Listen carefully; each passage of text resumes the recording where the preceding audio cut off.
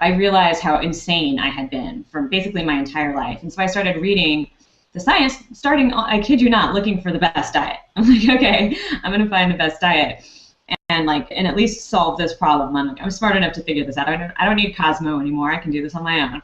What happened was I learned that no diets work, because that's what the science says. Like, if you look at patterns of dieting, it tends to predict weight gain, not loss over time. I mean, you can lose weight on any diet when you first start, and I always did.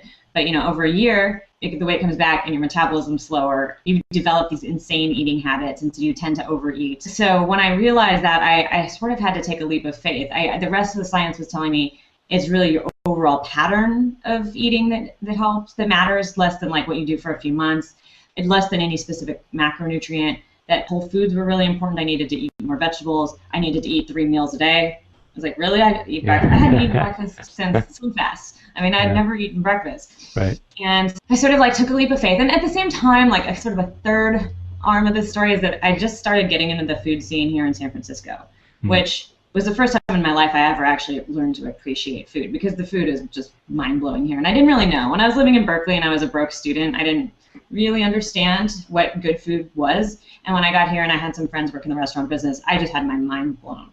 So all the three of those things came together, and I learned that I discovered that if I would to the farmer's market, I could eat the foods that were delicious, because that's where they come from, and they were really, really mind-blowing. Like a tomato, the reason my site's called Summer Tomato is because the tomatoes there are so ridiculously good. It's completely it was one of my biggest epiphanies in my life. And when I started eating like that and eating more and eating better, I lost weight effortlessly. For years, I just kept, it was slow. I felt great. I was looking great. My hair started getting thicker. My skin cleared up. I was sleeping better than I ever had.